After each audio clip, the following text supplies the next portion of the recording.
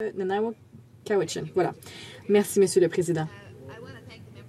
Je tiens à remercier le député de Western Arctic de ce discours très éloquent. Évidemment, le député a travaillé pendant de nombreuses années sur ces dossiers et j'apprécie bien la perspective qu'il apporte. Le député de Western Arctic a parlé du fait que les conservateurs ont limité le débat sur cette mesure législative. Il semble plutôt paradoxal que le gouvernement dit qu'en élaborant cette mesure législative, il a mené toutes sortes de consultations, mais on voit qu'il y a une opposition en masse d'un océan à l'autre à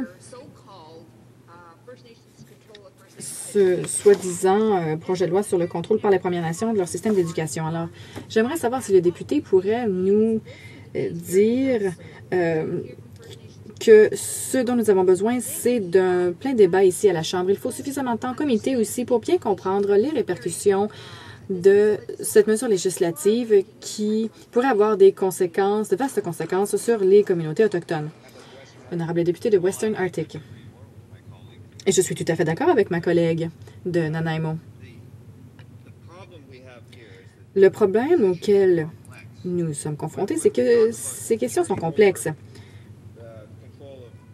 Il est question de donner le contrôle de leur système d'éducation aux Premières Nations, mais sachez qu'il s'agit là d'un processus coûteux et qui peut prendre du temps. Je pense à une communauté de ma circonscription qui vient de conclure une entente d'autonomie en matière de gouvernance. Il a fallu 20 ans pour en arriver là. Alors, ajoutons à cela l'aspect du contrôle de l'éducation qui prend encore du temps.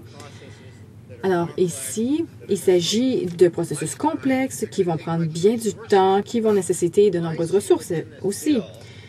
Dans ce projet de loi, est-ce que je vois une indication selon laquelle le gouvernement va investir des ressources dans le développement des systèmes régionaux d'éducation pour les Premières Nations? Il s'agit de bonnes idées. Je suis tout à fait d'accord. Les Premières Nations devraient avoir le contrôle de leur système d'éducation. Selon moi, c'est une bonne idée.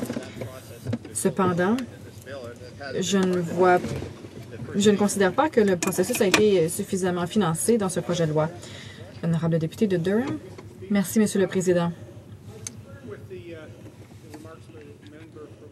Le député de Western Arctic et même sa réponse à sa collègue montre l'approche typique des néo-démocrates qui consiste à retarder le processus, à proposer qu'on en parle davantage, alors que cela ne porte pas sur le fond de la question. Les chefs, les leaders des Premières Nations partout au Canada aiment bien l'idée d'avoir le contrôle de leur système, sur leur système d'éducation. Et notre gouvernement fournit également des fonds pour que les Premières Nations puissent y arriver. Le chef régional Roger Augustine, aujourd'hui, a décrit le projet de loi comme étant une énorme amélioration, Monsieur le Président, pour les Premières Nations, pour les parents, les communautés partout au pays. Alors ici, on leur donne le pouvoir d'améliorer l'éducation. On leur donne des fonds pour améliorer l'éducation pour les élèves des Premières Nations. Et pourtant, il semble que le député de Western Arctic et ses collègues veulent retarder encore les choses, encore des études, alors qu'on sait que ce pouvoir est réclamé depuis longtemps. Le député peut-il justifier de retarder l'adoption du projet de loi? Le député de Western Arctic. Je pense qu'un discours de 10 minutes à la Chambre, c'est loin de retarder l'adoption d'un projet de loi. C'est tout à fait ridicule. Mais j'aimerais bien que le gouvernement